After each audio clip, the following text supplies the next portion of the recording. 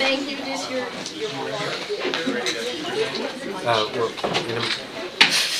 The first part won't be me, it'll be... I'll let them know. Yeah, I'll give you a high sign. There's a crease in the chair that I can push.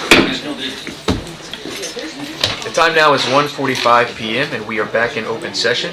The board took no action in closed session.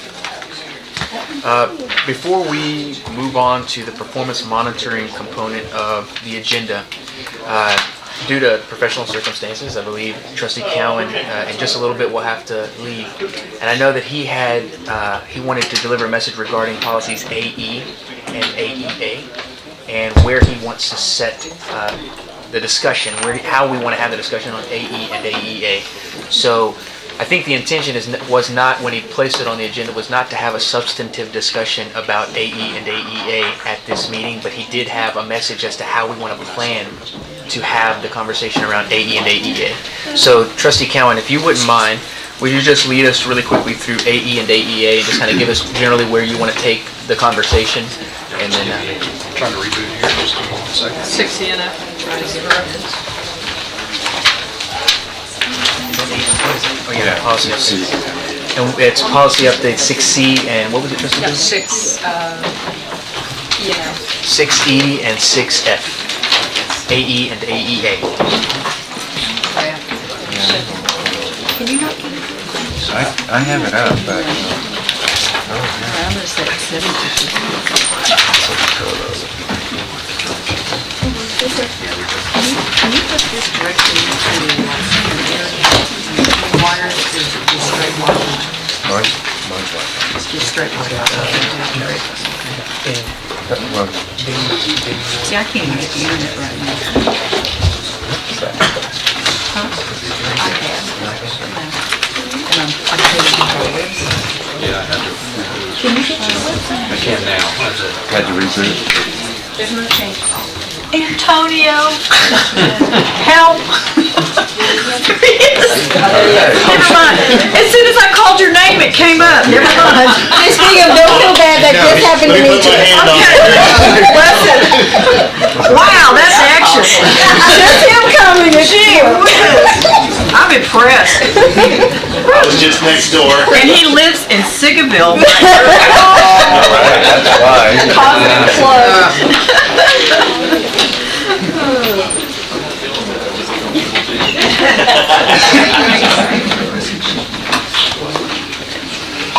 Is it just slow today?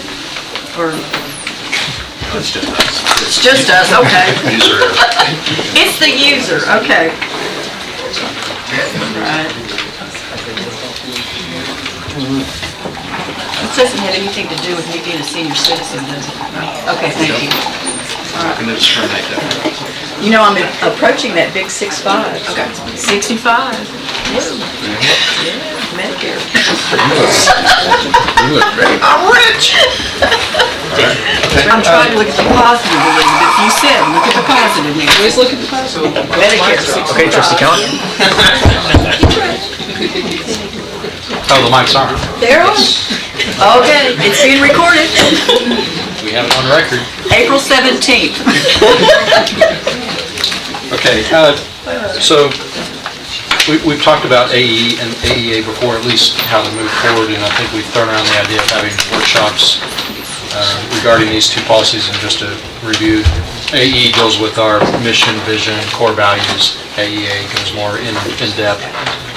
Obviously, we can't deal with it today. It wasn't my intent to deal with it today, but just to put it on our radar and discuss how to review and possibly revise in the future on how to move forward doing that. So I talked to Trustee Solis about either having more workshops, which I know we're going to start having budget workshops, and all of us are a little tired of having several workshops. So two options are either President Solis can form an ad hoc committee to review, take suggestions, collect verbiage, ideas, and then bring that to the entire board, or we can just spend every board briefing between now and June, 30 minutes to an hour, just talking about the high-level discussion that these two policies involve. So, with that, those are my suggestions. trustee Blackburn, then trustee Jones, and trustee Moran. Well, I like the idea of a committee to look at it. I would also like for that committee to include more than just board members, because we are talking about the direction of the district. So if we go that route, I would like for us to include employees, parents, and community folks. Not to get too big, but just kind of get some representation from throughout. Thank you. Trustee Jones? Yes, two things. Number one, I think we also need to look at how well we're doing adherence to our existing educational philosophy and realistically on our mission, vision, values, what's working, what's not, or what directionally we need to take a second look at or refine. This board did set forth some fairly comprehensive areas of focus, and AE is one thing, but AEA gets into strategic covenants and gets into specific direction and action. I'd like to make sure there's absolute alignment with our existing strategic plan. It's something that continues to be the question that comes up, and that should tie to our performance management as well. And one of the missing items this board didn't do, and I've raised this several times before over the years, is this issue of AE exhibit. The exhibit is supposed to be the performance management related criteria and how you assess performance against the objectives. So that is work that this body is supposed to take up, and so I would also ask that that be added in the context of making sure it's either aligned with the current, that is, that everything we have that's performance related is all aligned with each other. So everything from the TEI to the superintendent's evaluation to the board's annual performance measures and expectations for the direction of the district, which would be your district action plans. Everything is right now in support of your mission, vision, values. And that there are specific metrics that are qualified for how we determine whether success is being achieved. I think that's a great first step, and then from there we can talk about where the refinement is needed, or where changes, or where things that aren't necessarily as complete or focused as far as the direction is concerned should be looked at. But I agree with Trustee Blackburn. This has got to be, all strategic planning has got to be a process that includes the public, the parents, the community, school leadership, and our community as a whole. Thank you. Trustee Moran and trustee Miller? We've been putting this conversation off for a long time to talk about a whole host of other things, many of which are far less important. And so I'm not a big fan of delaying the conversation yet again. In front of you, trustees, is a copy of a draft revision that has been given to us each time this has been on the agenda for the last 6 or 7 months. And I would love to get some initial feedback on it. It's in this big packet of stuff that you have towards the back. It says mission. It starts with mission, then vision, core beliefs, and district goals. So if we are going to take the attitude that we're not going to do this today as we're posted, then I would greatly appreciate it if when we come to the first meeting, whoever is at the first meeting when this is discussed, if we don't start from scratch, because we've been, we can talk about a whole lot of things as a board, but there are a few things that's important for us to talk about. It's the major priorities for the district as a whole. Major priorities like substantially expanding into early childhood education, or expanding and making more robust our summer learning programs, expanding and making more robust our after-school programs, using that as a philosophy when funding additions are given by the legislature, and using that as a philosophy when we ask local taxpayers for incremental funding increases. Things that talk about the priority of principal training, evaluation, supports, and autonomy within our organizations. If there are fewer things more important to educational outcomes than having good principals. So, there are a host of things that have been put forward in that draft, and it's a narrower set of goals than we have currently, which is, I think, also very important for us to think about strategically, because if we try to be all things to all people, we will fail. And I think for us as a board to focus our attention and to focus our evaluation of the superintendent and to focus strategically the way the superintendent, he or she leads the district, these are more important than just about everything else we can talk about. So I don't know why we would delay this again. And if it be the will of the body that we delay this again, what I would ask is that the trustees provide some feedback on this before we walk into the next meeting, so that we can have productive conversations. Point of information about this, how was this formulated, and where did this come from? I wrote it. You wrote it, so Yes. these are your ideas, Yeah, that's essentially. right. But this has not been part of, I mean, we had a workshop about a year ago where... This has been in front of us for about a year. Yeah, there have been other things in front of us as well, Trustee Moran. We've never talked about it, because what we talk about is, procurements all day long. So, I was asking a don't point of know. information on the I don't on the know source, why. thank you. So before we move to trustee Nuttall and trustee Farmer, just want to be clear, I'm not saying we delay it, I'm saying we make a general decision on how to move forward today to best address these two policies. Trustee Nuttall? Point of information, 2012, did we not go through an AE and AD local before we hired the superintendent and after?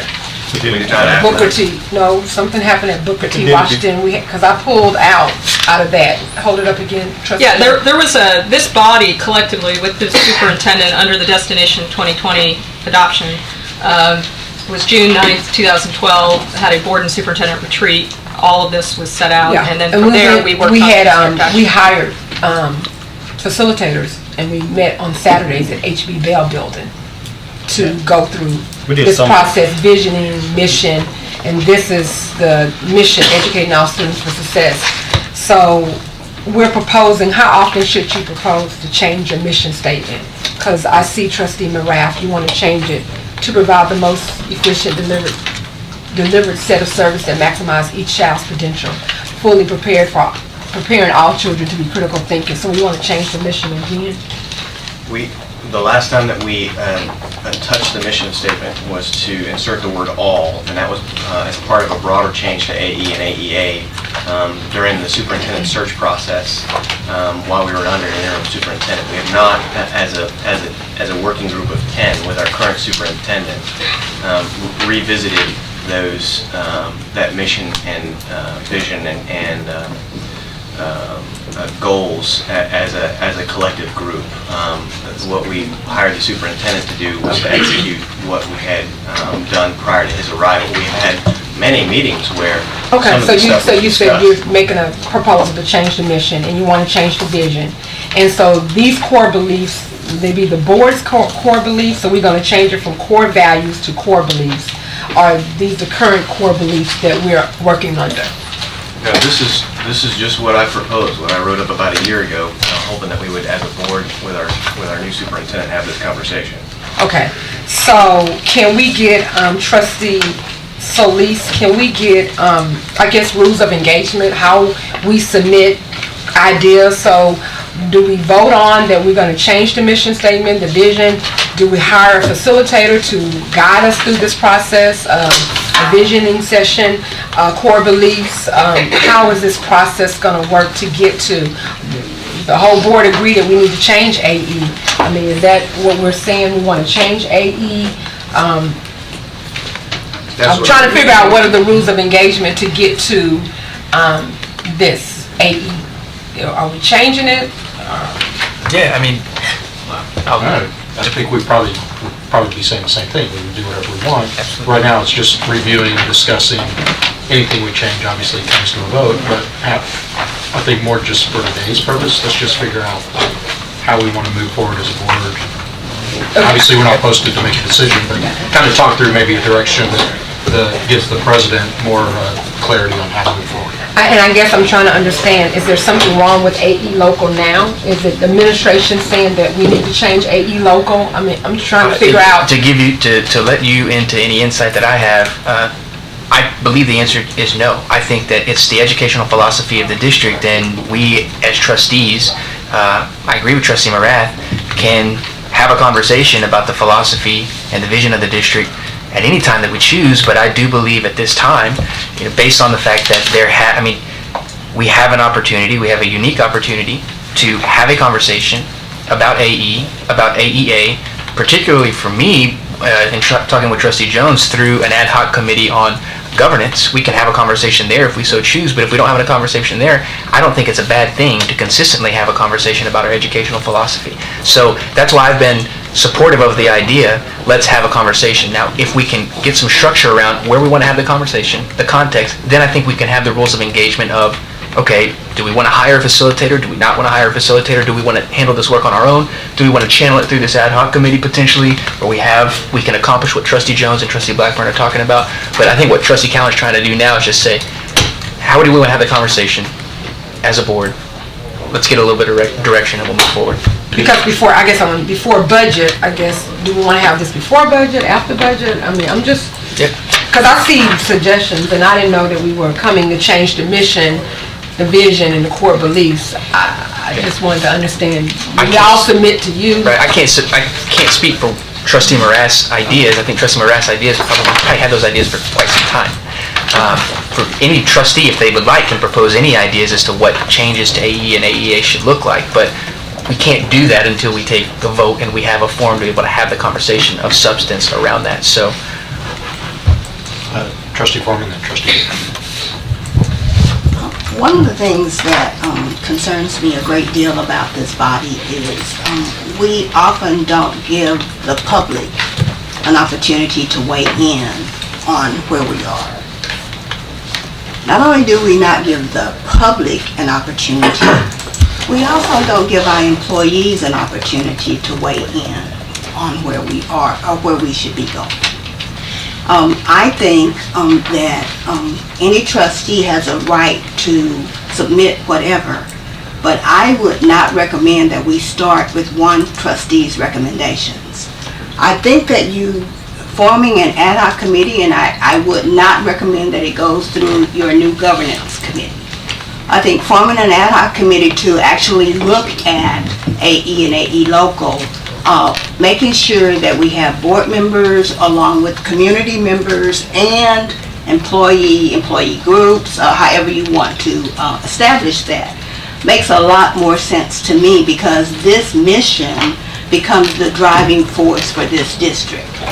And with Trustee Solis saying that the administration is not asking for a change, then the question becomes, who is asking for a change? And if we are looking for a change, let's make sure that there is a conversation about that change and that not one individual drives that conversation. So, Trustee Cowan, I think it's a great opportunity to revisit and look at AE and AE local, but my suggestion would be, as you originally stated, possibly an ad hoc committee.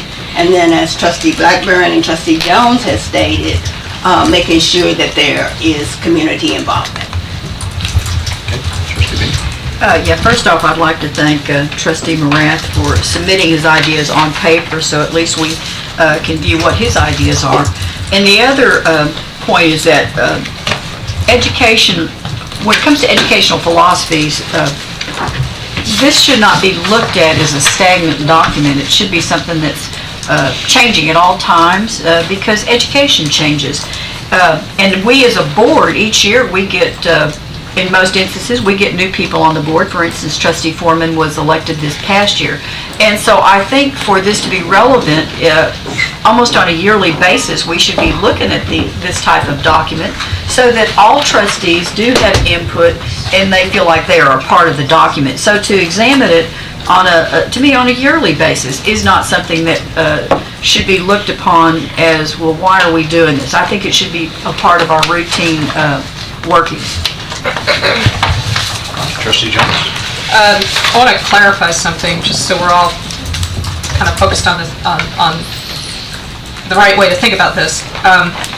The governance aspect of this is the role and responsibility of the board to do strategic planning as part of a process, and also to set the mission, vision, values of a district.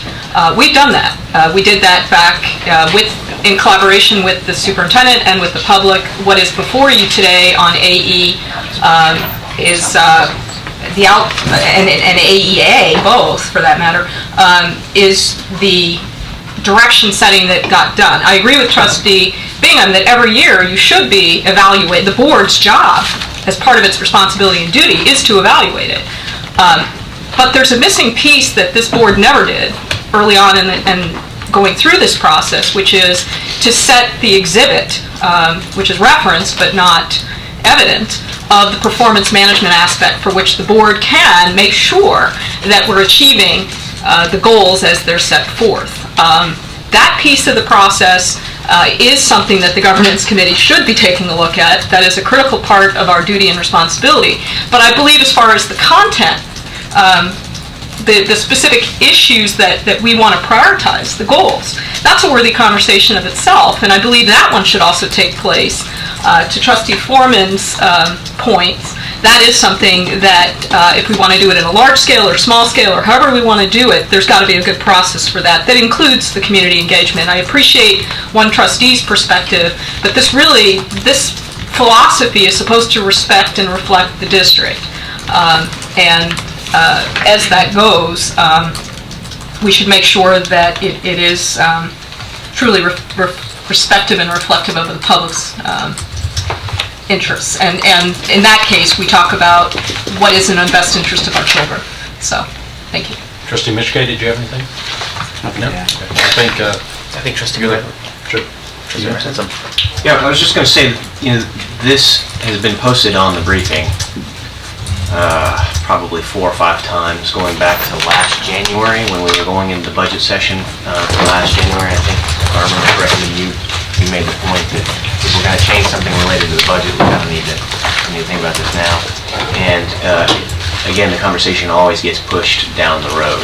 So I think Trustee Foreman's point is exactly on spot on.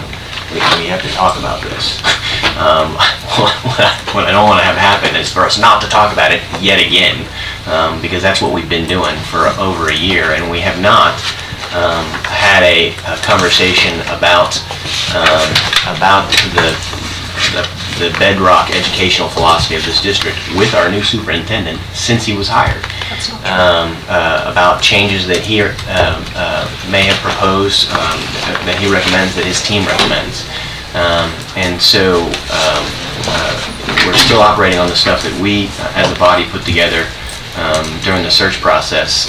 It has not been modified in any way since then. I think it is high time that we put this issue front and center before us and the public. It is the most important issue that we can address as a governing body. Point of information, we adopted Destination 2020. It embodies specific language that is directed and taken from both AE and AEA.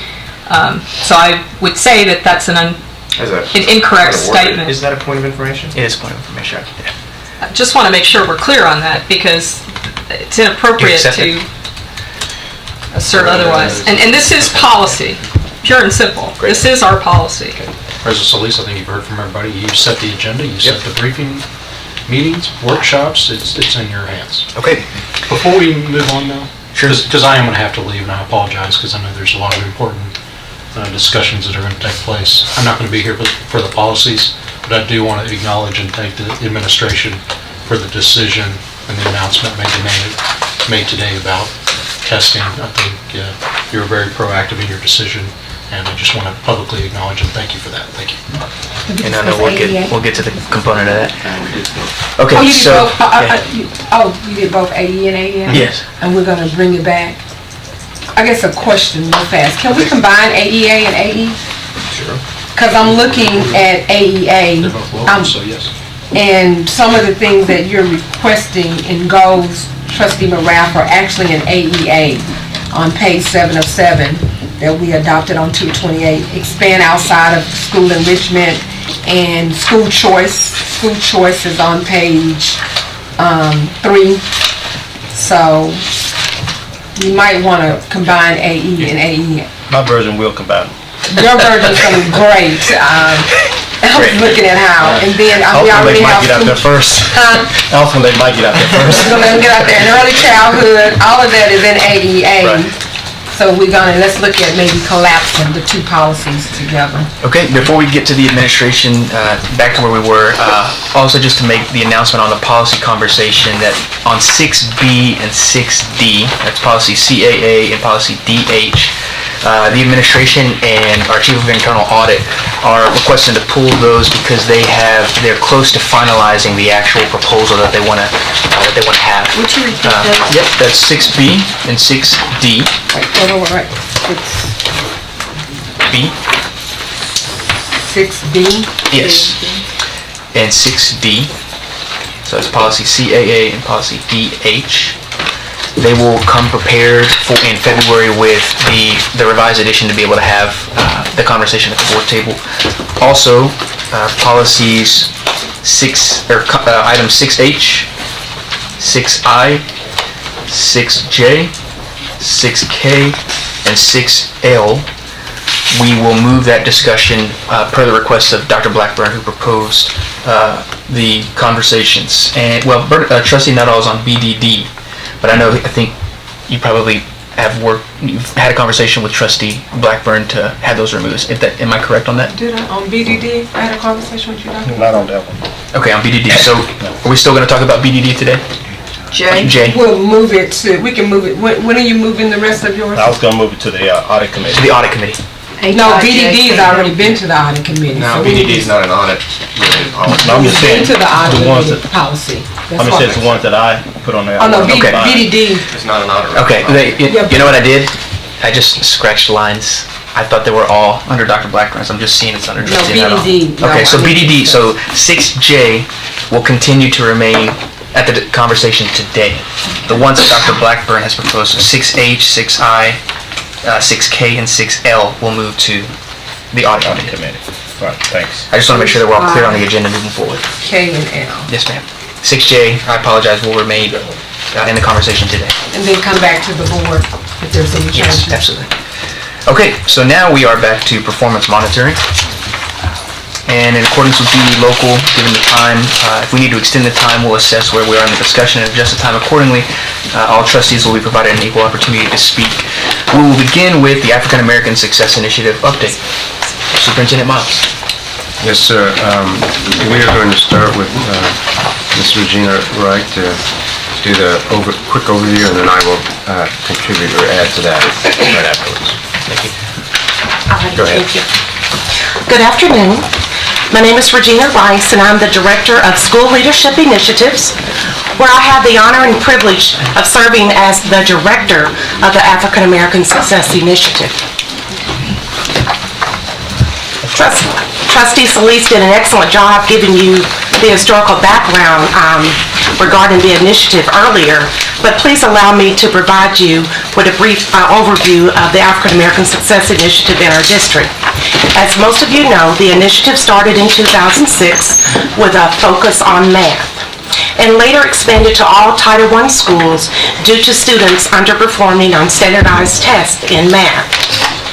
During the years of 2010 through 2013, the initiative's focus expanded to early childhood, literacy, college and career readiness, student advocacy, as well as student leadership. Based on data, feedback, surveys, and recommendations from our program evaluators, we are continuing to focus on student advocacy, which is our mentorship program, student achievement in math and reading, college and career readiness, and cultural awareness, which are all research-based best practice strategies for all students. Today, the focus of my presentation will be about what we are currently doing this year to support student achievement. As we review passing rates for African American students, we know there is an opportunity for improvement. In the Lincoln feeder, 62% of African American students passed STAR reading as compared to 59% at the district level and 67% at the state level. The data clearly describes that African American students are in need of instructional support as well as additional resources.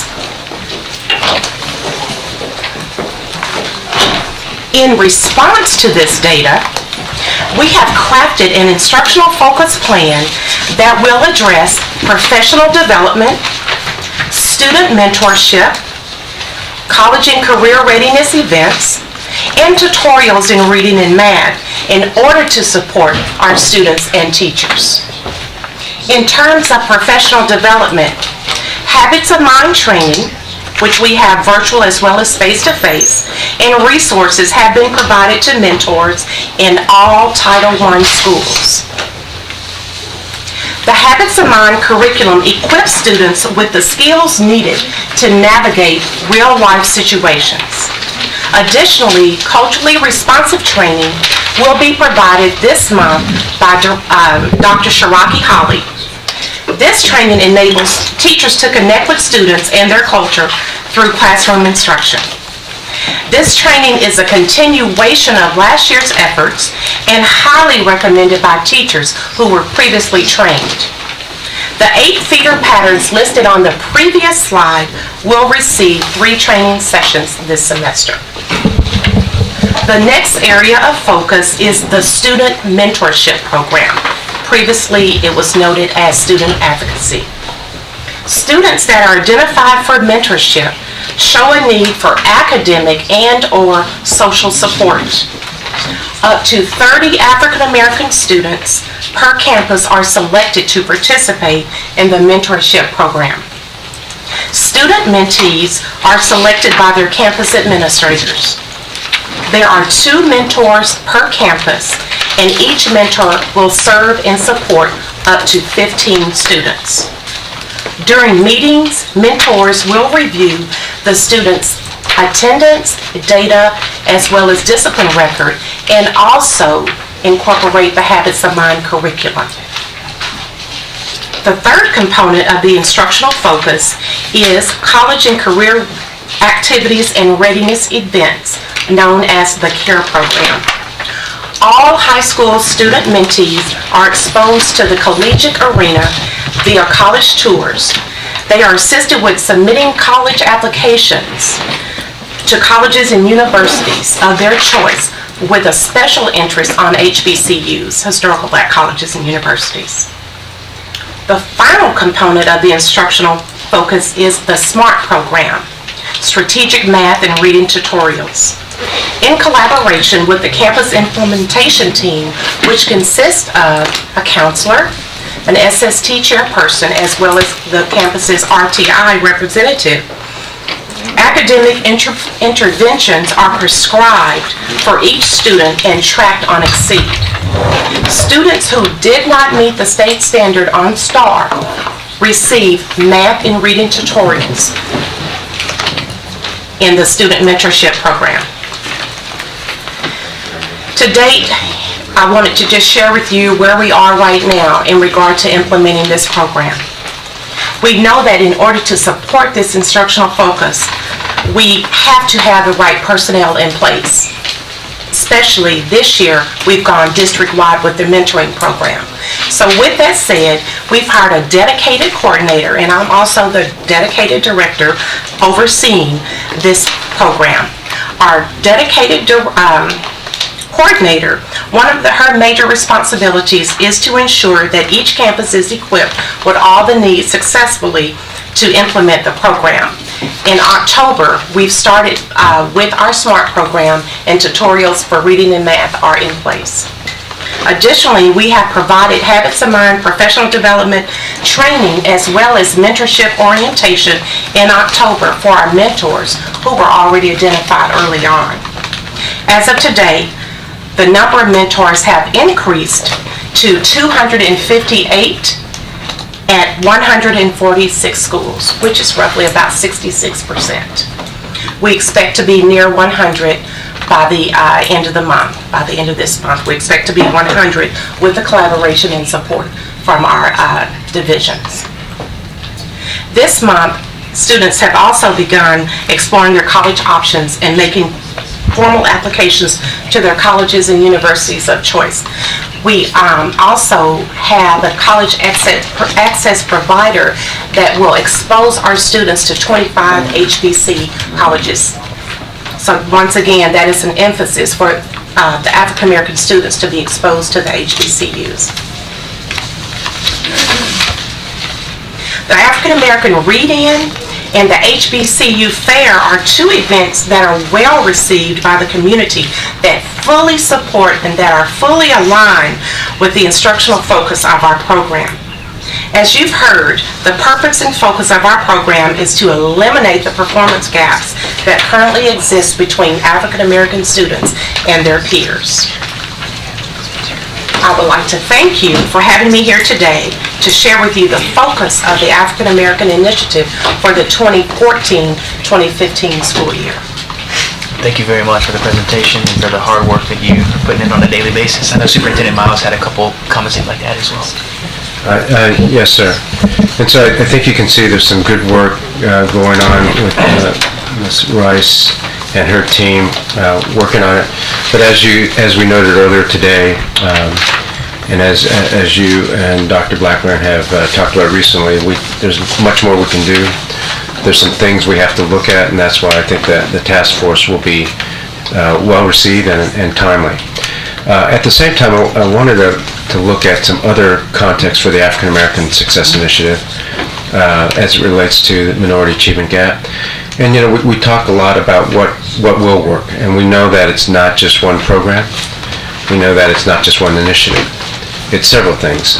One of the things I've talked a lot about and will continue to talk about is the effectiveness of every teacher in front of every kid.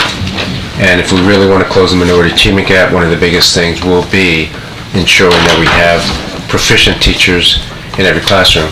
Across the country, we're doing this not just in Dallas ISD. There's a lot of questions about the persistence of a minority achievement gap. We sent a team of people to Washington, D.C. several months ago at the end of the last school year to look at equity of effective teachers across the system. And we sent the team to be part of a piloting program to ask the right questions on how to do this. And Dallas ISD was represented there, and we also got to hear from colleague districts. It is a state requirement to have an equity plan for this. But equity is much more than just effective teachers. Equity is around resources. And so when our team got back from Washington, D.C., I asked the finance department to give me some numbers and data on financial equity, knowing that we would also look at equity of effective teachers, especially in our predominant African American schools, and for our students. And so I wanted to give you quickly what that data revealed, at least initially, and that's why it says draft on it. Antonio, are you? Oh, there it is. Okay, thank you. Gee whiz, he's all over it today. Yeah. He enjoyed his break. Signal guy. So we looked at 5 areas of spending for our African American and Hispanic students, and those are the 5 areas. And you can't just look at total budget, because total budget can disguise inequities if you have a lot more people there, or the salaries are higher, or the experience level of the teachers is higher, etc. So we'll look at general operating budget, federal dollars, salaries, so that's a reflection of staff, non-salary, and then total budget. Just for sake of this document, what is predominantly African American school? We're just defining it as those with over 50% of the students enrolled identifying themselves as African American, and then predominantly Hispanic is just the same, but with Hispanic students. For the sake of research, I just want to make sure when you look at the numbers, you understand that we did exclude several schools because here the per pupil spending is so great, so high that it would skew the data. So given all that, and I know I'm being fast, we can always slow down if you want me to. This is the per pupil spending at the high school level, and you can see that the green bar represents district total, and then the blue bars the high school, all high schools. The yellow bar is the African American per pupil, and then the green bar on the right is Hispanic. And so it's just, and then you can see these are just three parts: GO budget, salary, total budget, and then on the next slide, federal and non-salary. Remember, there are 5.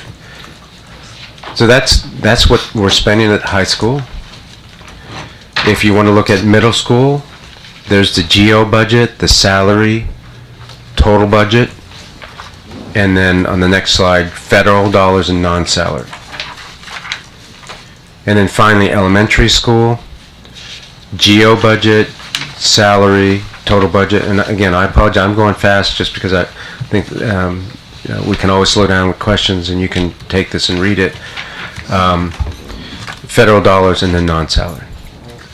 I think you can see from the quick look that we are spending the resources where the need is. And to provide further evidence of that, if you look at the same 5 metrics, GO budget, salary, and total, but now look at IR schools and Imagine 2020 schools.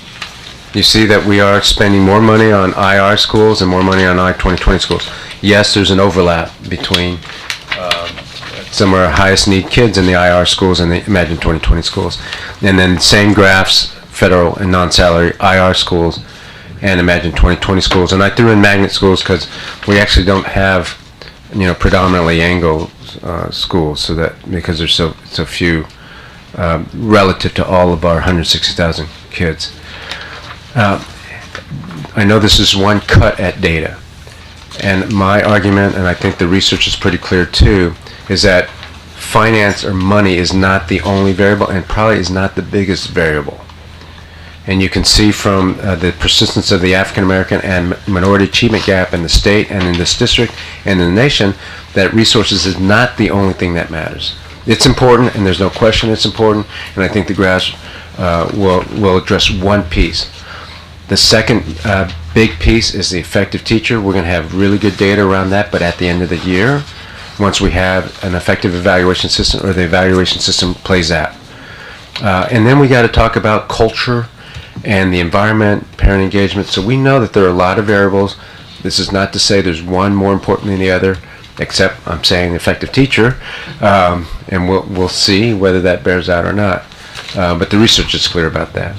So I'm looking forward to a discussion we will have going forward with community members, board members, teachers, and principals around what can we do to address the problem so that we continue to work in ways to support our African American students and our other all of our students, not just our African American students, in ways that will decrease the gaps.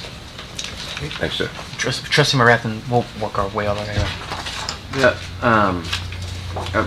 Mr. Superintendent, I appreciate the financial breakdown. I want to ask a few questions about the African American Success Initiative in particular, if I can.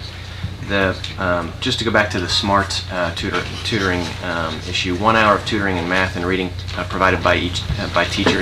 I think you told us the frequency of that, but can you tell me that one more time? It's 1 hour or 2 hours, depending on if they need reading and math or both. Basically, it's 2 hours a week. Because we're targeting Tier 2 students that typically have failed STAR reading and math. So the teachers that are providing that, do we pay them for their time on that, or is that, how does No, that most teachers tutor after school. They just They tutor their at-risk, high-need these aren't, students. this doesn't constitute. But it doesn't necessarily mean that it's after school. And so this doesn't constitute then additional resources being invested at the campus level? No. Okay. What's your overall budget? This year is $540,000, and to date we've spent about 11% of that. And I would assume the bulk of that then is going to be on PD? No, the bulk of it is on the student mentorship program. We have the student advocates that mentor our students, and they receive a $500 annual stipend, $250 per semester. Okay, So the mentors, one more time, just for clarity, who are the mentors? Each principal will select 2 mentors to mentor students that are considered Tier 2. They're actually adult teacher mentors, but all of our mentors aren't necessarily teachers. It could be an assistant principal, instructional coach, These are all campus staff, though? campus Or professional DISD staff, yes. Okay, so we're not, Yes. not that we're paying community members a No, $500 stipend no, to them. they're already on board at that campus. Okay. The habits of mind piece, I don't know if you're familiar with the growth mindset research of Carol Carol Dweck. Dweck? Yeah. So is that included in our habits of mind work? No, but if you look at the 16 habits, they're all skills that will teach, students to change the way they think, to change their perception of school, of life, being relevant, looking at real life situations. Are we doing? So it's not a direct correlation with the Carol Dweck's mindset study, but some of those skills are incorporated in the 16 habits. Do we do, with the kids, do we do lessons around neuroplasticity and the effect of their behavior differences and what that can mean to the students? That's sort of what Dweck exposed.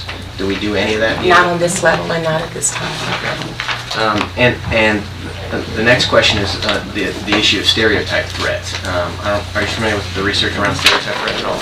So is that included in our habits of mind That's stuff? not included in the Habits of Mind curriculum. Okay. The research base behind habits of mind, I'm unfamiliar with. So I'm just curious. Do we have are there studies out there that would indicate that this particular approach is more effective with African American males or females? Do we have that kind of research No. base at all? No, it's not one particular race that we're looking at as we incorporate the Habits of Mind. So habits of mind system wide, not necessarily just for African Americans. Okay. Okay. So on the subject then of research base, when I look at the elements that are in this, they all seem appropriate. But what I'm most concerned about, especially given the spending of our African American Success Initiative, is that we have an initiative that's designed based upon research that would indicate that it has been successful with African American students. Do we have anything in this, to your knowledge, that would include that kind of component, something that would make me feel comfortable that yes, it actually is going to work this time? Are you referring to the Habits of Mind? Well, really the whole package. So college tours, mentorships, because I've seen research on mentors with regard to African American students. The culturally linguistic response, the whole shebang. So I don't. I can check with Dr. Oakley, but if you really look at good quality teaching, you will incorporate real life strategies. You will ensure that your classroom is diverse, that you're looking at the cultural differences and the way that certain kids learn. Basically, it's an awareness. And also keep in mind that the resources here, our instructional focus, are supplemental. There are great things going on in our schools now. Right. This is a supplemental resource added to our curriculum. Excuse me, but the research that Dr.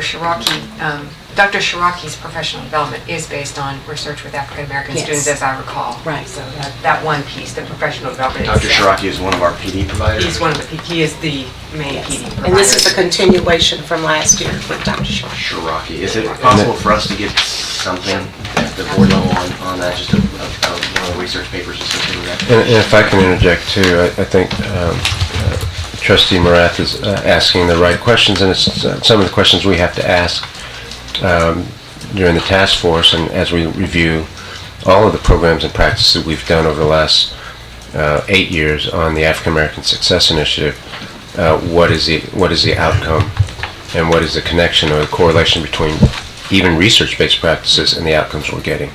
And I think that's something we need to look at as well. Yeah, I think, and it stole a bit of my thunder from my next question, which was, or actually I guess a comment for Dr. Blackburn for the task force. The research that I've seen on stereotype threat is of particular interest, given its impact on student performance, specifically African American student performance. So as the task force unfolds, if there's room for me to play a role on that, to provide my 2 cents, I would like to be able to do that.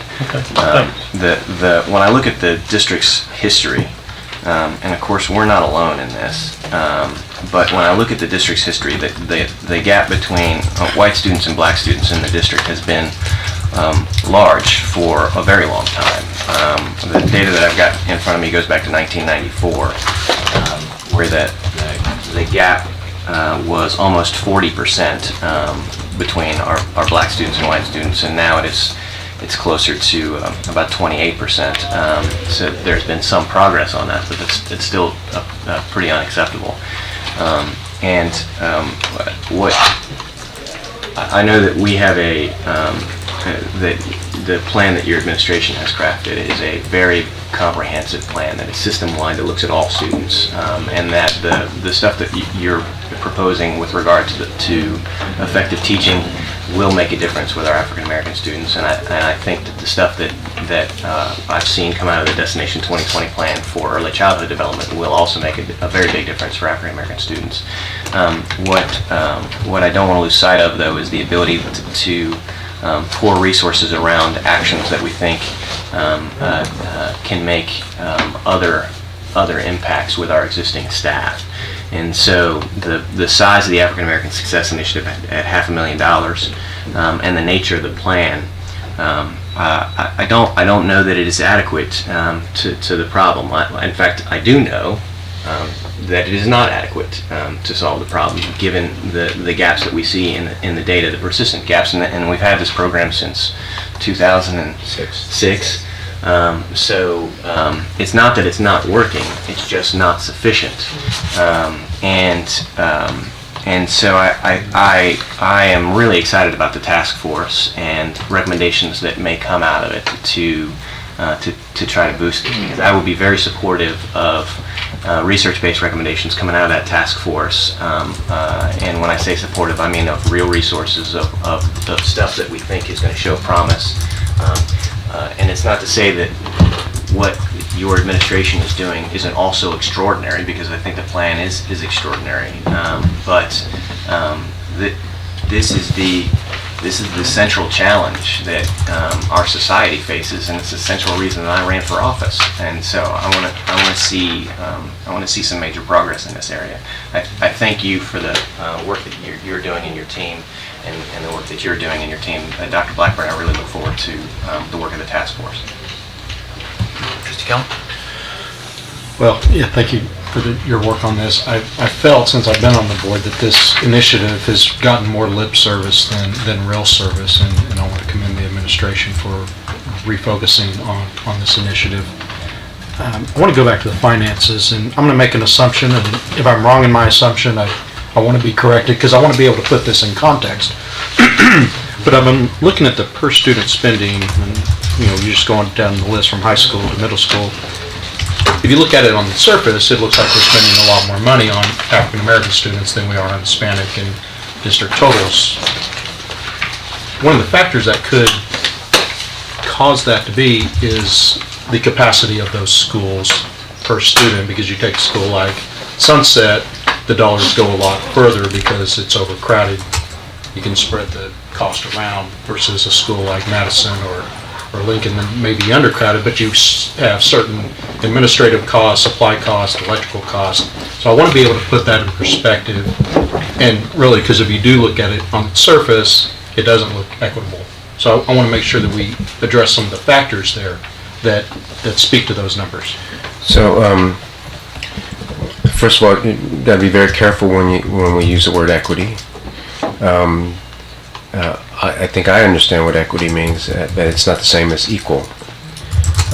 So this chart is about equality, it's not about equity, because equity is also about the types of teachers and the instructional quality, et cetera, et cetera. But the reason why we broke it down into different categories is so that you could see we could address some of those things. For example, if you have a staff with smaller class sizes, you will disguise the equity, right? Because the salaries will be so much higher, because salaries are 70% of any school's budget. They'll be so much higher that you could disguise the program inequity. And so we broke it down that way so that you could see, even when you're not talking about program inequity, you have non-salary budget, and you can see that we're spending more on African American students. The question I think you're asking is why is that, and what's the rationale behind it, or what's the reason for it? And I don't know all the answers to it, but I know part of it is a lot of it has to do with poverty. So there's more federal dollars spent on students who live in poverty. If a larger percentage of the district than 22 is based on poverty, if more kids living in poverty, then you're going to see a larger column for the African American students. And then the same thing with the GO budget and the total budget. So I think the only thing you can get from this graph is some of the couple things you can generalize from the graph is that with regard to salaries, we are paying more per pupil in the predominantly African American schools, and with regard to total budget. It doesn't begin to answer the full question though, because I'm going to keep being redundant. If you have ineffective teachers or ineffective implementation of programs, you still may have inequities. Is this actual or budget numbers? These are, Jim, can you help me? Are these as of a date, so that means they're actual? Or these are actual? Last year's spending. 13, 14. I would just encourage you, just if we can even break it down further for us, just so when people ask us, and like I said, you look at this on the surface and questions are going to be asked, and I'd like to be able to respond responsibly. And by the way, I think I provided an Excel spreadsheet so that you can have all the data by school and by column. But I don't think we need to run from, one fact is that we actually are spending more money on the predominantly African American schools versus predominantly Hispanic schools per pupil. The questions of why is a different question, and so that's what you're asking for, and we can try to figure that out. Well, why, and make sure we're spending our dollars wisely too. Yes, thanks. It might also be helpful too, as we transition to Trustee Nuttall, to have, I don't know, have you all in the equity task force, have you been able to talk about these numbers? Yes, they've talked about it. First time we've done it. Not these numbers, they've talked about Okay. what it means and looking at different resources, AP classes. Yeah, I just think it may be interesting to dig into these numbers a little bit too via That's the task force.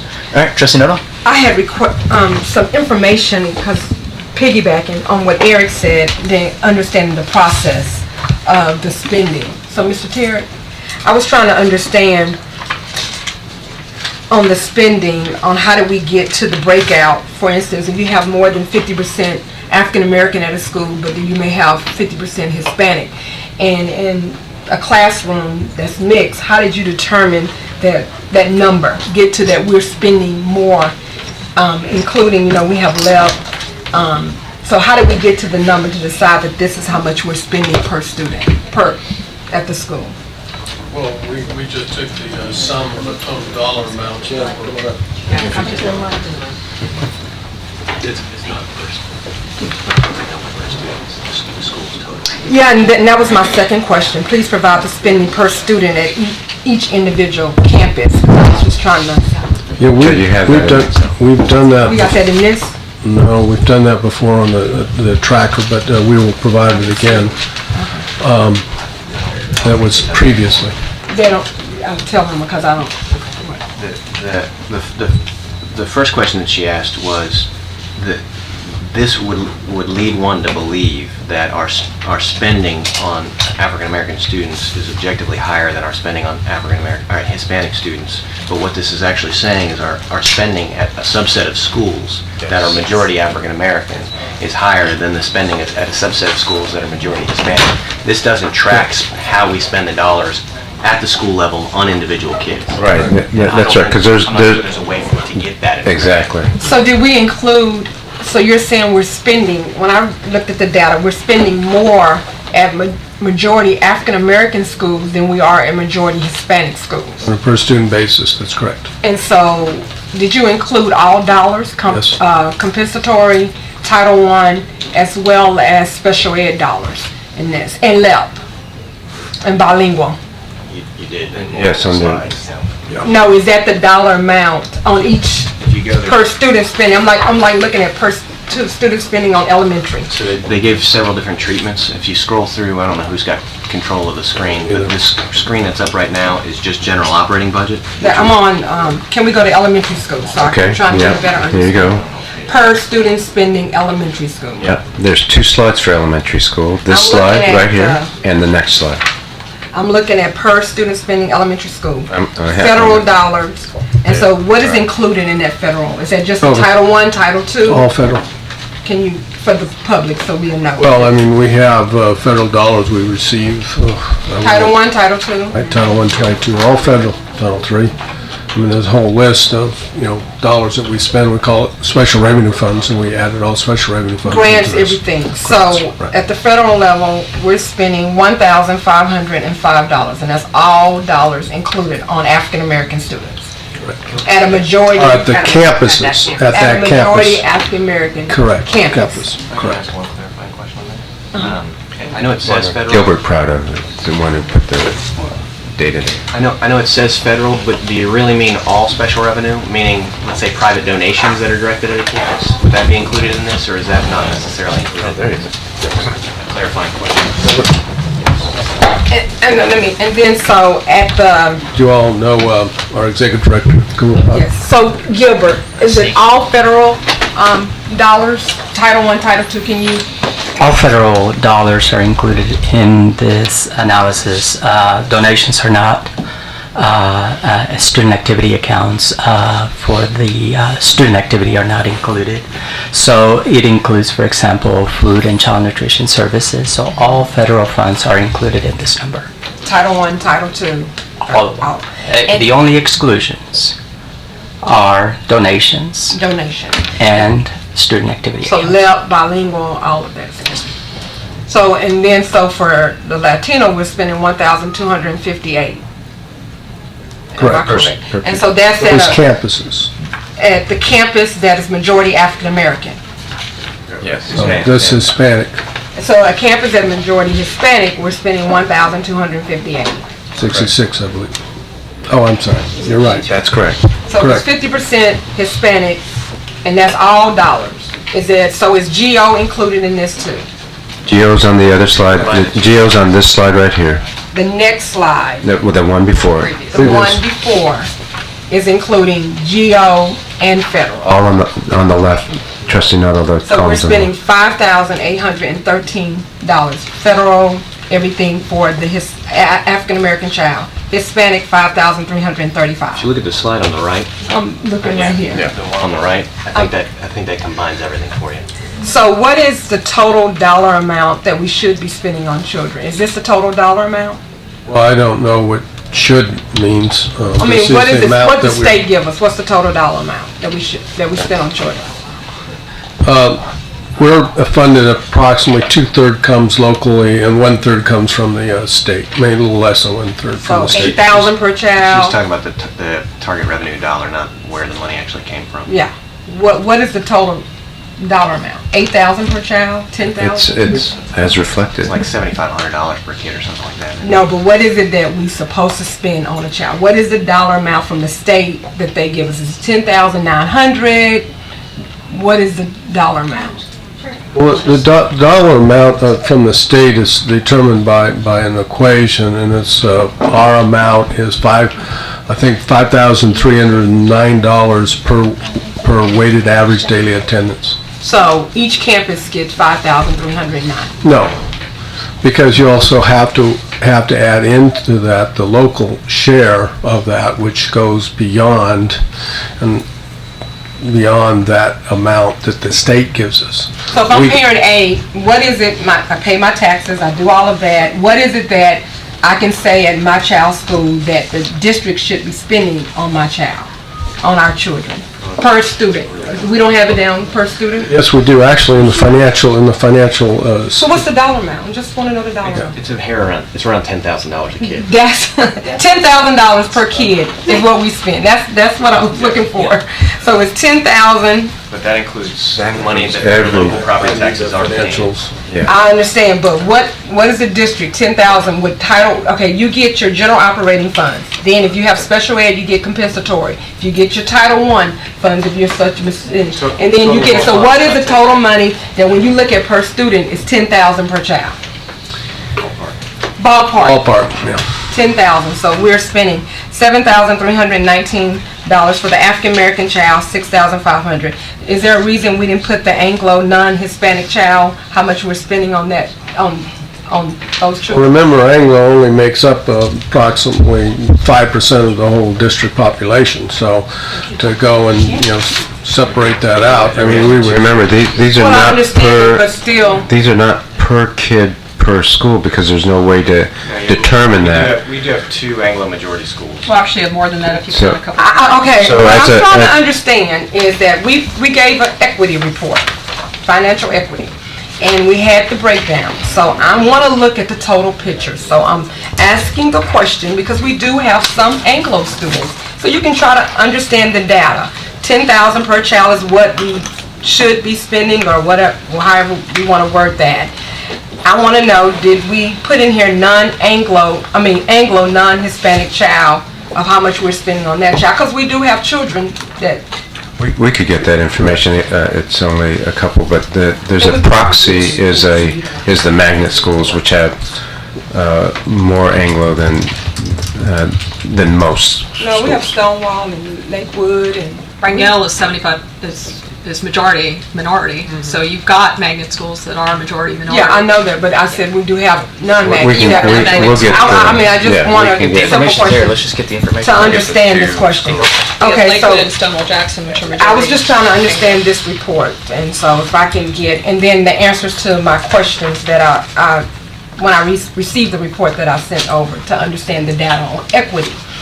The other question, and going to the academic data, last year we said all students reading at grade level by 3rd grade.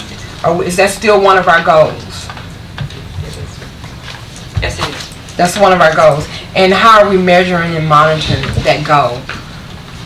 To what, when you look at the kinder, the 1st and the 2nd grade, all students to read, because when I look at the ITBS reading data from the district, in 2012 in African American, our kids were reading at 64.2%. Those same children are in our 1st grade in 2013, they're at 54%. They're now 2nd graders in the district. In African American in 2014, they just tested coming out of 2nd grade going into 3rd, they're reading at 43.6%. So what are we doing? I see habits of mind. So what are we doing academically to help? Because they went from 64.2% to African Americans, 38.9%. They're 2nd graders now with the district.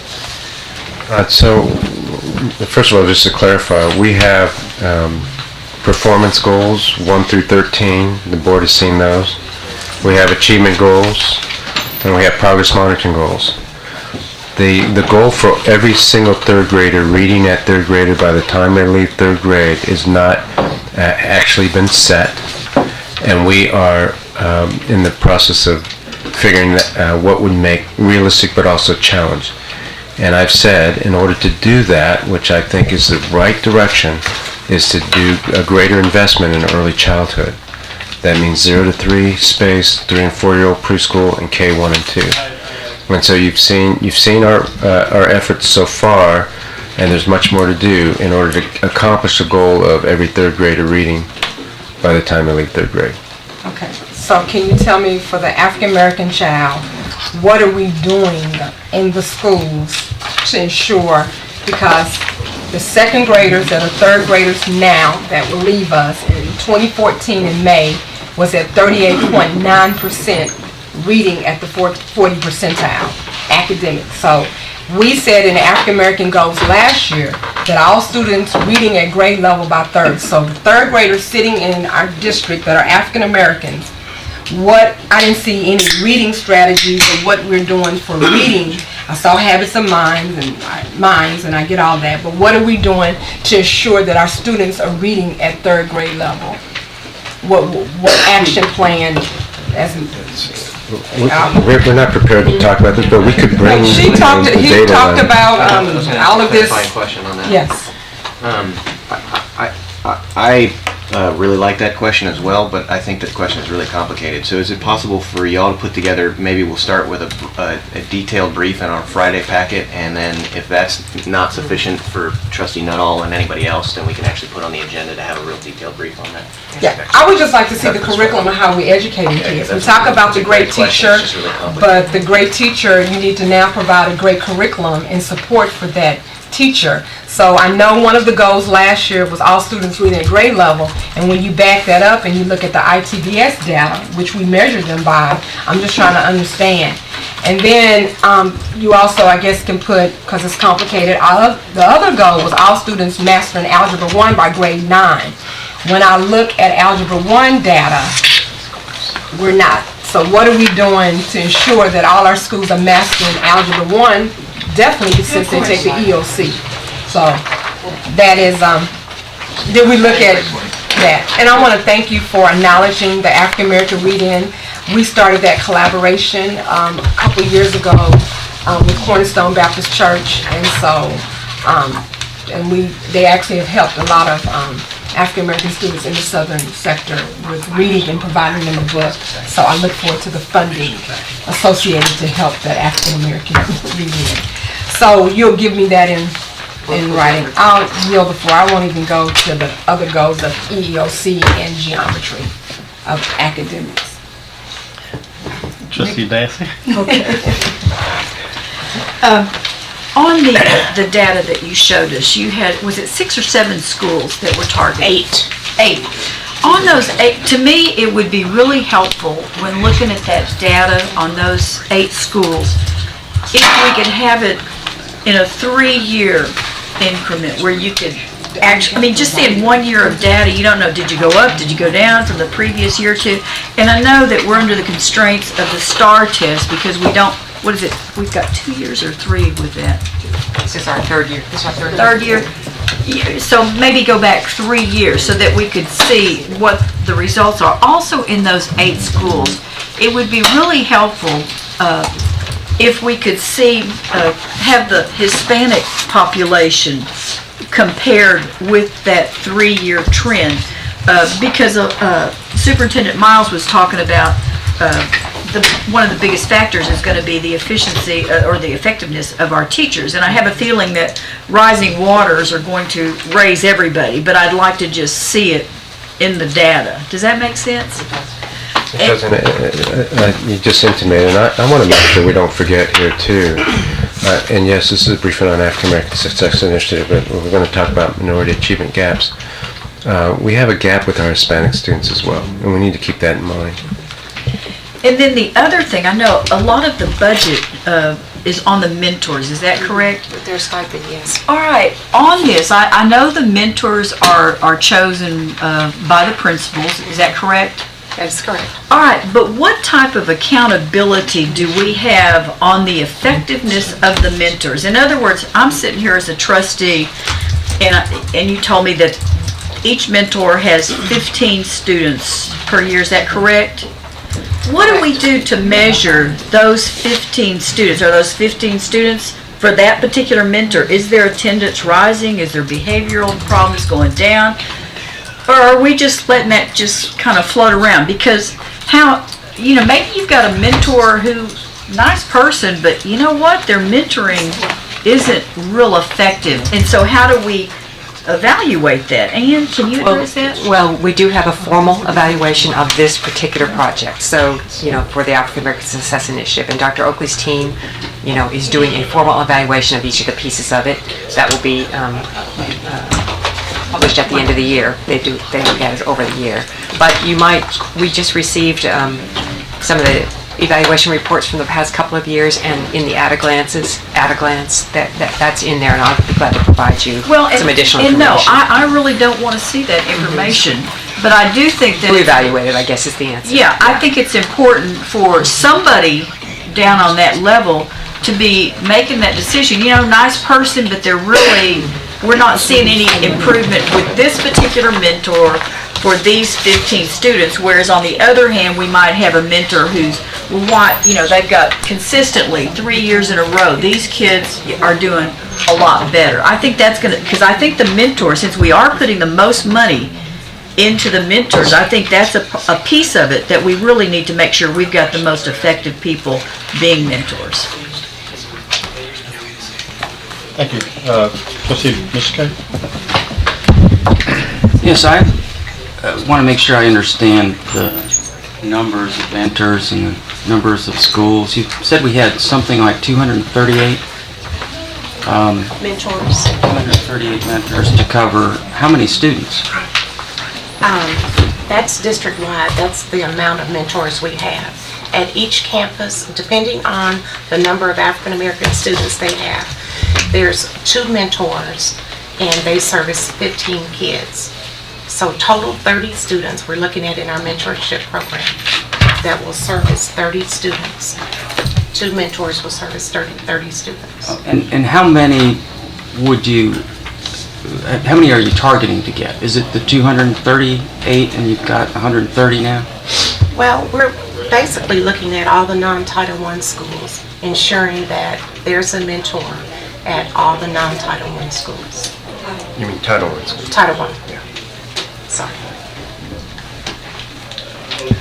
Okay, and I can't help but mentioning that part of the reason why we have the gap is because the kids come into kindergarten, 2/3 of them not ready for kindergarten, and why our early childhood initiatives in terms of parental education and pre-K are so important, because it's so much easier to close that gap. If you never let it open. You never let it open that wide anyway in those early years. And I also wanted to see if I could get a list. I know the superintendent mentioned this in one of the December meetings about the number of volunteer tutoring programs that we have, and I believe the number was up to 94, where community members can come in and volunteer. And these programs are modeled off of Reading Partners, which we have in 18 or 19 of those 94 schools. But how many of them are in schools right now that are in that cover a lot of the African American students? And I think we do need to, now that we have the programs in place in the elementary schools, we need to be filling those programs up with volunteers who can be an additional resource to us to help kids catch up. We'll provide that. We'll give you those numbers. Thank you. Trustee Foreman? Thank you, Trustee Blackburn. I'd just like to initially start out with a statement where I was very concerned when Trustee Solis talked about the African American initiative, but left off 2 African Americans sitting on this body. I think prior to coming on this board and working over 30 years in this district, I have continued to question the district in terms of the African American initiative. I've also questioned this superintendent, and he will tell you that I have questioned him in terms of the African American initiative and what's going on with African American children. So sitting on this body, I will not be left out of this conversation, and I want to make that perfectly clear. With that being said, Superintendent Miles, I need a clarification, please. On the charts that you have, you talked about that it was inclusive of 8 schools, or was it district-wide? Because when you broke down the per pupil spending, was it for the schools that had 50% African Americans?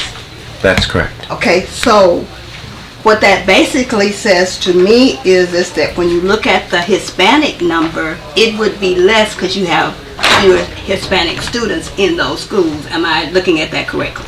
No.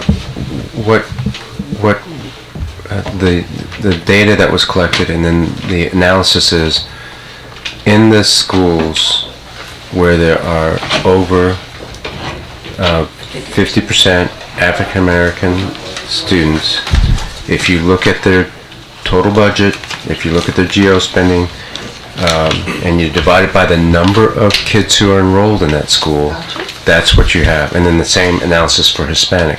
So this is not, there's no way that I know of.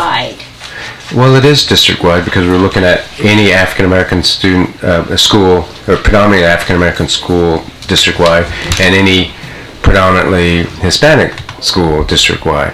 But I think that the confusion may be, for some people, is that there is no individual number we can attach to a student and say this student in this school has this much spending on this student, except to do an average of the school. I don't think I'm confused. I think I understand that the numbers come from the schools where there's predominantly African Americans. And I do believe that some people believe these are overall district numbers. And I don't believe that is what we have here. Am I correct? Okay, well, I mean, that's why I took... Is this for the 233 schools within the district? Is this spending for... No. And I think we're on the same page, but I'm trying to get a clarification because... It is for total budget.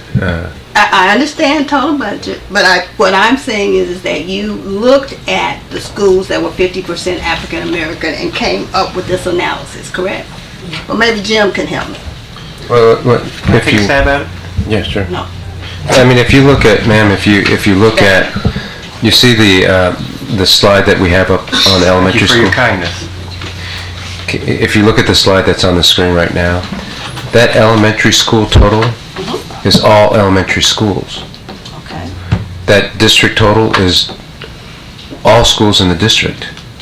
So in that sense, those are every single elementary school in the district, 147 of them, is included in that number, 5,405, Okay. and so forth and so on. The African American number, though, and the Hispanic number is a subset. That's correct. It's only the schools that are predominantly African American and only the schools that are predominantly Hispanic. I think we're on the same page. I think that's what I was saying, and it's not an overall number. So I needed to have that clear. Ms. Rice, good to see you. Good to see you too. It's been a while. And thank you for your work. I have a question for you. If I told you that Carter High School had only 2 career pathways and one not funded, would that sound good to you?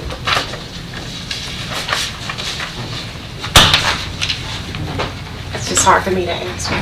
I figured it would be, so I'm not going to put you on the spot. It's hard for me. Because if we, and the superintendent knows this, I've said this to him too, if we're not invested in these children and giving them the same opportunities that other children are getting, we're not going to get any better results. And so within this district, in my opinion, and I'm only speaking for me, there are inequities that have to be addressed. And it is above your budget. I do agree with Trustee Morath, which I rarely do, that if we're going to do it, we need to do it right. And it's going to take additional resources. When you tell me that you're looking at 2 mentors per campus, if Carter High School has 900 children, that's problematic for me. And I know your program is district-wide. I get that. But what I'm trying to do is find things that will focus specifically on African American children. I do understand that Hispanic children have needs too, Superintendent Miles. I get that. I support that. But I also know that every time there's a conversation about what we do about African American children, we get into a conversation about everybody else. And so we've got to figure out a way to make sure that all of these children are getting access to the resources that they need. one other question I have. When we talk about making sure that there's an effective, and this is not to you, because you have nothing to do with it. Turn to the superintendent. When we talk about making sure that there's an effective teacher in every classroom, if I tell you that one of the concerns that, well, actually two concerns that come to me from the campus level is, and students, by the way, substitute teachers in their classrooms, and these are long-term substitute teachers. And the other concern is that many of the teachers are relatively new. So if we have these students that need all of this, whatever that is, and we've got new teachers and substitute teachers, how are we going to make sure that we have effective teachers in front of these kids? So in the substitute teachers, you know that we've been working on that. This year's much better than last year. In fact, some of the feedback I got from the team board early on this year was they were happy that there weren't a lot of subs in the schools. But, you know, life happens, and we know we have substitutes during the year as well. We also started, and it's in effect, the guest teacher program. That is a permanent teacher assigned to the school whose first job is to be a substitute if there's an opening. So that way you have a person who's at the school, more familiar with the kids, who's also qualified. So they are qualified to be teachers who are sitting in for anybody who's absent. No question, we're going to continue to work on vacancies. This year was good. Next year will be better, and so the complaint is well founded. I'd be complaining too if there's even one substitute in my school. So we know we have to work on that, but we are doing immensely better than we did before, and we'll do better even next year. With regard to new teachers, yes, new teachers struggle often, but sometimes you have new teachers who are well mentored and can do an effective job. And so the real question is not the newness of the teacher, the question is the effectiveness of the teacher. And at the end of this year, we will do a great analysis of the effectiveness of the teachers assigned to every school, and we'll know for sure, since we will differentiate through our new teacher evaluation system for the first time in the history of Dallas ISD, the effectiveness of teachers, and we will analyze which school is getting what sorts of teachers. And my last concern that I will state now is that while I appreciate and respect the initiative and the program targeting the schools that are predominantly African American, there are African Americans sprinkled throughout this district. And I have raised concerns specifically about African Americans that are in predominantly Hispanic schools and how those children are getting what they need also. Now, I know we have to take the elephant one bite at a time. I get that. But what I'm saying is that we need to, Trustee Blackburn, as you put your task force together, that is an area of concern of mine that also needs to be looked at. Thank you. Thank you. I'm sorry, you were out. Your time. I I'm sorry, thank you. Yeah, good. First of all, I commend any focus that shines a light on where we need to make sure we help our children, and especially those that are the most challenged and the ones for whom academic achievement is not forthcoming, or at least not having been forthcoming over the past years. I did an analysis. I took a look at the IR schools, and this goes back to, I think, comments I've made when we had the IR discussion. One of the things that does stand out is 5 out of the 9 high schools that show up on the IR list this year are predominantly African American concentrations. Of the middle schools, 2 out of 8 are predominantly, or majority, African American concentrations. One of them, Bowd Story, is kind of split evenly between Hispanic and African American. And then you get into the elementary schools. Out of the 25, 11 are predominantly African American. And then if you go to the next level and look at zip codes, you're basically talking certain areas of Dallas or Dallas ISD, certain geographical areas that tend to be toward our southern side. When I analyze Hispanic high schools and predominantly Hispanic middle schools and predominantly Hispanic elementary school concentrations, they're more distributed, and they tend to be north and northwest and east and in other parts of Dallas. But when I look at the predominantly African American concentration schools, that is greater than 50% as it's been defined, they are geographically concentrated.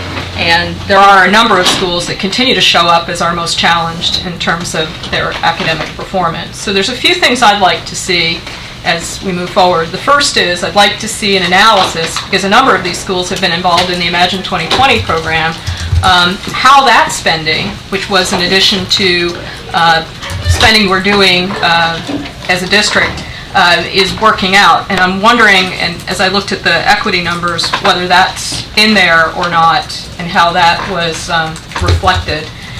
The second thing I'd like to see is a better understanding of schools that have had multi-year status under IR versus those that are new to IR.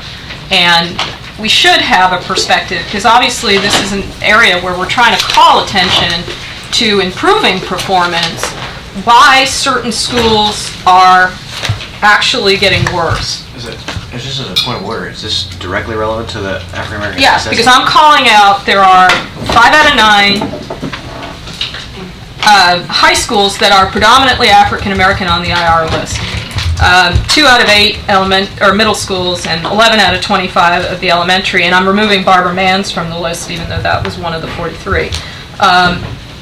Because if we're going to talk about the African American Success Initiative, we need to look at where the performance itself is continuously not improving. And to the extent that some schools are IR year one and some schools are multi-year, that makes a big difference. A number of these schools have been part of the Imagine 2020 initiative. That brings into play a whole set of other resources that have been invested in these schools, and I'd like to look at why it is we're not getting better outcomes. I believe that it is critical for us, if we're going to have true equity, to make sure that as we look at schools where we have population concentrations that are non-reflective of the district average. I mean, how do you have a school that's 76% African American concentration or 85% African American concentration when the district average is 24%? So you do have inequities within your system in terms of how schools themselves are populated and how the poverty in the neighborhood and the economics and the long-term situations are impacting these kids, and what we're doing to counteract that. And certain zip codes, I hate to say it, are the ones that really do stand out. So, you know, until we also look at, if we're trying to attack poverty, you got to attack all of the elements. A school itself can't survive if a neighborhood isn't there around it.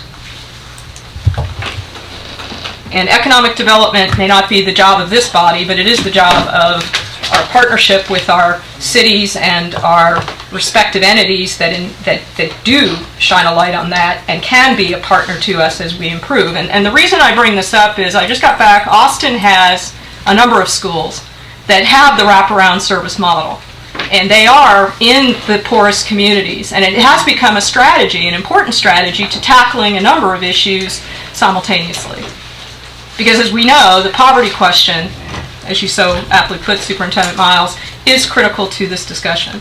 But as we look at our minority concentrations throughout Dallas ISD, they're not evenly distributed. And I would also like to see the numbers, the spending, as well as the resourcing, comparing a predominantly African American school in one of our poorest neighborhoods with our majority Anglo schools, and how that looks.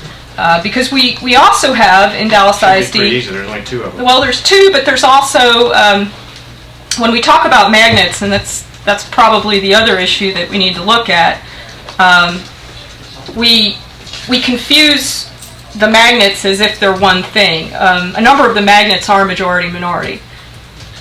and are high poverty too. A number of the magnets are also not majority minority and are not high poverty. Which magnet? Well, the list is, I've got a spreadsheet I can send, but I think I'd like clarity about which magnets, when we say magnets, are on the list and which ones are not, or how we, yeah, because it's a mixed, that's really a mixed group, and I'm looking as a reference, just to make sure we're all talking the same language. There is a document out there that's public-facing that talks about the high school cluster feeder pattern, standalone magnet schools, special programs, and alternative schools for 2014-15 that just been put up. It comes from the Department of Demographic Studies. It is the roster of the relationship of the feeder patterns, and then there is the also the list on the last page, page 3, that talks about the cluster feeder patterns, but then the standalone magnets as they're defined. So I just want to make sure that when we talk about categories like magnet, I know what's included and what's not. Because you do have, for example, with Obama and as well with Rangel, high poverty and majority-minority concentration. Yeah, and Gilliam as well, and I believe Trini Garza would fall in there. And again, these are all different types of entities. You actually have that list in the spreadsheet with all the data. It was on the tracker, but we can send it to you. Well, but again, you group the magnets as if they're all the same, and they're not. There's great differences in the populations and in a number of other variables, and I just want to make sure we're shining a light on each campus and each child, because to me the aggregate numbers don't tell the whole story.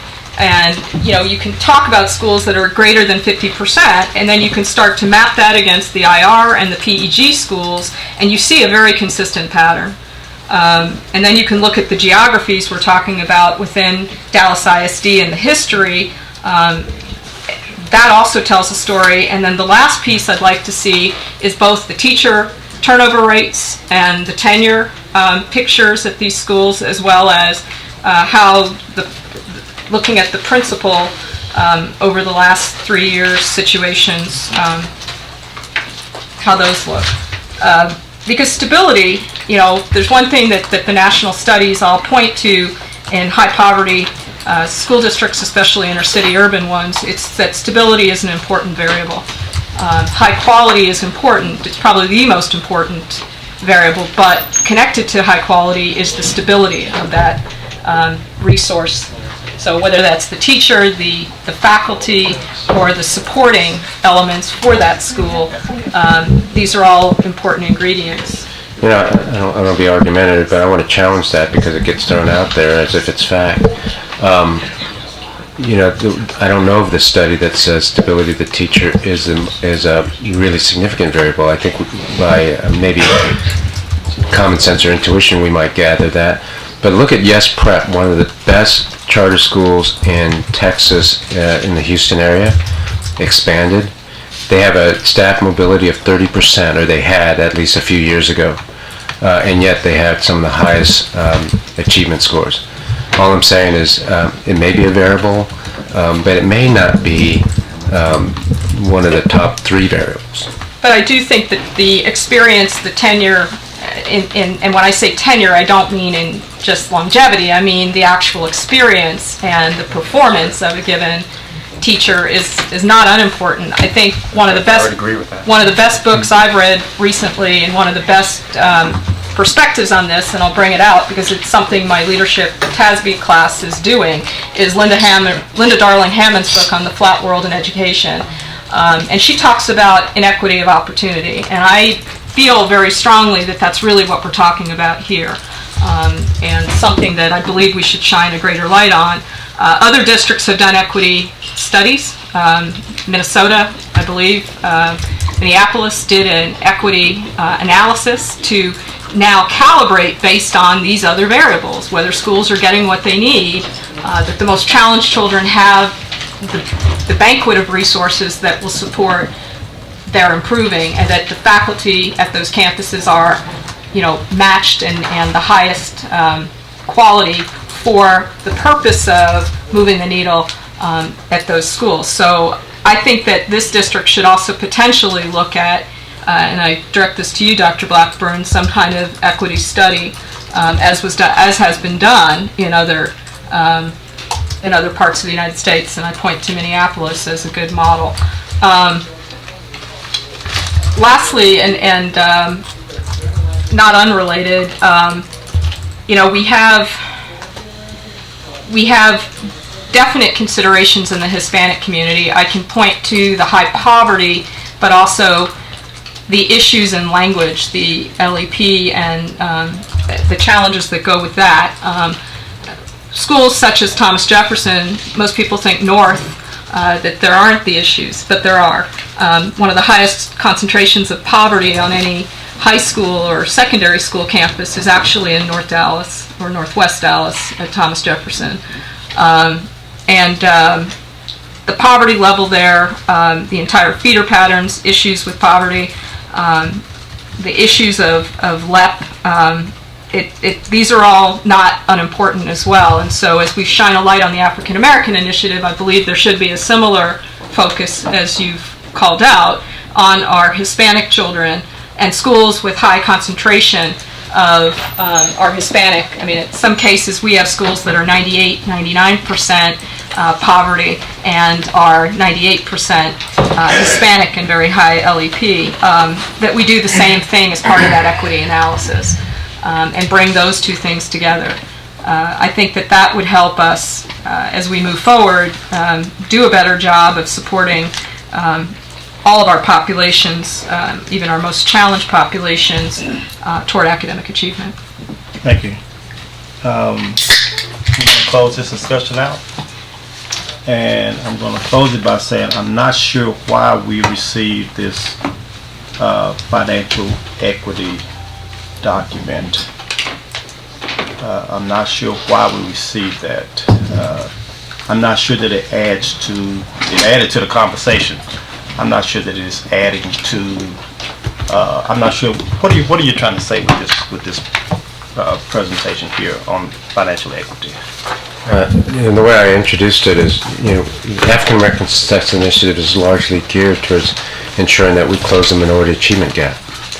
And that, in and of itself, suggests that there's different aspects of closing that minority achievement gap, one of which is resource. So if we can't, if the public community doesn't understand that part of the achievement gap, or doesn't have the information, we may miss how we're using the African American Success Initiative to close it. Okay, thanks. I appreciate that explanation. If we're going to look at the financial inequities, then we should look at the staffing inequities, the teacher inequities, the, of course, offering inequities, the experience and skills of the principals inequities. We need to look at a lot of things. When we only present one inequity, then we're highlighting something, we're trying to say something, and it's almost like we're trying to take the focus off of something else. Because as I've looked at other presentations about the African American Success Initiative, you guys are saying the same thing again and again and again. Twice a year we say the same thing. Here's what we're going to do. Here's what we're doing. And I'm not seeing any kind of gains. Now, minimal gains, and quite often we hear that the African American students are rising. The achievement is going up, but it's not going up as much as everyone else. And when we look at our data from TEA, from our testing, it's broken down by ethnicity. There's a reason for that. And if you're not looking at the area that needs attention, if you're not doing something extra, then there's a problem. And if you are doing something and you're still lagging behind, then we need to do something else. I guess that's where I'm leading. We need to possibly do something else. And when we get the ad hoc committee started, Dr. Hammond. She's one of the persons that I'm going to ask to be a virtual member of the committee. And She's at Stanford. she and other researchers who are looking at African American students and their achievement. I'm going to ask them to be part of as a virtual member, so that we can find more opportunities and more strategies that we can use to help our African American students. And while we're looking at the money per student, well, at least at individual campuses, to me that really doesn't tell me anything other than we're spending a lot of money there. And I know we have some of those schools that are down to about 300 kids, and the cost per student there is going to be a lot more higher than some other schools. So basically, this doesn't tell me much. It's totally out of context, I think. So the bottom line with this initiative is that African American students achieve more. We do more to help the African American students. It's our lowest student group for every grade level, every test, every subject. Am I correct? Have we come off the bottom on anything? I've said this for the last 2 years. Have we come up on any of them? Are we off the bottom on anything? Dr. Oakley, are we off the bottom on anything? Slightly off the bottom, or just okay? So we okay. What do you call that wine that you get from the bottom? Port. It just came to mind. I just. It's at the bottom. You think of alcohol during these It's at the bottom. Thinking vinegar. We're at the bottom. We're at the bottom. We're at the bottom. We're at the bottom. Folks, I'm going to say again, we need to do something for the least of ours. I've said it 2 years in a row. We need to do something for the least of ours. Right now, the least of ours are African American students, in particular, African American male students. Here. Okay? Do something. Now, our next item. Dr. Blackburn, can they just put more academic data on the side? I mean, academic part on helping the African American students? I just I'm sorry, can you, more are you looking for more data? The goals and the data? that we're trying to reach. I didn't see that in the PowerPoint. Okay, we'll provide them Yeah, more for of the last information. year, this year, because that's what matters. Yes, ma'am. Reading, math, I can do that. geometry, algebra. Okay, thank you. Can we also, can I have a point Go of ahead. information as well? Can we also put very specific targets of what we're trying to do each year at each school with respect to the population? Because it's something I couldn't find. Yeah, that we do have. We do have the targets. Well, but I want to see how we're mapping and So trustees, if you could, funnel your information that you'd like to see in the next report to Superintendent Miles. should be information. Yeah. Now, we're at our next item, 5B, Public School Choice and Personalized Learning Update. Mr. K? Happy New Year. Point of order, Mr. Chair. Did we miss something? We are 2 hours into this performance monitoring deal, so And we also don't have a quorum.